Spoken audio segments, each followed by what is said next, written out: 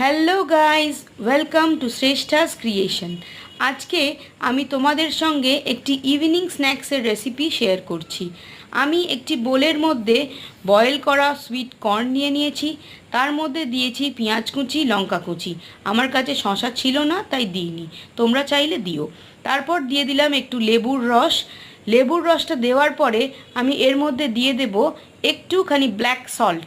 লেবুর রস, black salt দিয়ে দেওয়ার পরে আমি দিয়ে দেবো এর মধ্যে চিলি ফ্লেক্স। তোমরা চাইলে চিলি ফ্লেক্সটা স্কিপ করতে পারো, আমি ঝাল খাই সেই জন্য দিয়েছি। চিলি ফ্লেক্সটা দেওয়ার পর আমি এর মধ্যে দিয়ে দেব কিছুটা চাট মশলা। চাট মশলা দিয়ে দেওয়ার পরে খুব ভালো করে মিক্স করে নেব। মিক্স করে নেওয়ার পরে আমি এটাকে রাখবো। তো আর একটা কথা বলি, এই সুইট কর্নটা বয়েল করার সময় তোমরা কেউ নুন দেবে না, কারণ ওটা ঠান্ডা হলে তাহলে চিপকে যাবে। আর এটা কিন্তু একটা নো অয়েল রেসিপি, তো যারা ডায়েট করছো তাদের জন্য এই রেসিপিটা খুবই ভালো। তোমরা খেতে পারো ইভিনিংয়ে, যখন স্ন্যাক্স তোমাদের খেতে ইচ্ছা হবে, ক্রেভিংসটা তোমাদের কেটে যাবে। ঝাল ঝাল টক টক খেতে খুবই ভালো।